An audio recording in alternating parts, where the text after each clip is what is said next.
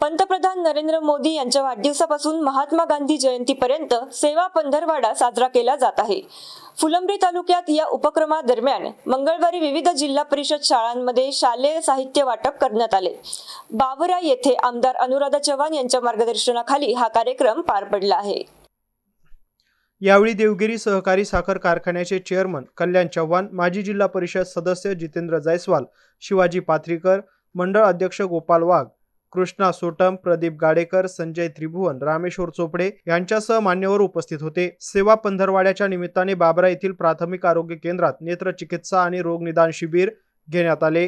यामध्ये डोळ्यांची तपासणी, रक्तदाब, मधुमेह तपासणीसह इतर आजारांचे निदान करण्यात आले। तसेच गरजूंना औषधही वाटप करण्यात आले। यावेळी शालेय साहित्य वाटप करताना आमदार अनुराधा चव्हाण म्हणाल्या की शिक्षण हे वाघिणीचे दूध आहे, शिकाल तर जगाल, हे प्रत्येकाने लक्षात ठेवावे। आपण इतर गोष्टींवर खर्च करतो, मात्र शाळेसाठी गावांनी विशेष लक्ष द्यावे।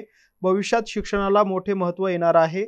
एकही मुलगा किंवा मुलगी शिक्षणापासून वंचित राहू नये यासाठी प्रयत्न करावेत, असं म्हणत त्यांनी जितेंद्र जायस्वाल यांच्या उपक्रमांचे कौतुक केले। कार्यक्रमाला कैलास काकडे, प्रशांत पाठक, समाधान नवले, संतोष गाडेकर, विठ्ठल पाथरे, प्रवीण वाघ, मिनाजुद्दीन शेख, खुशाल पवार, धनंजय महाजन, वसंत वाघ, अंबादास काथार, शिवाजी मैंद, राजू पवार, गणेश जंगले, बालाजी रसाळ यांच्यासह ग्रामस्थ, शिक्षक वृंद आणि विद्यार्थी मोठ्या संख्येने उपस्थित होते। Mahavir Jaiswal, MC news, Phulambri.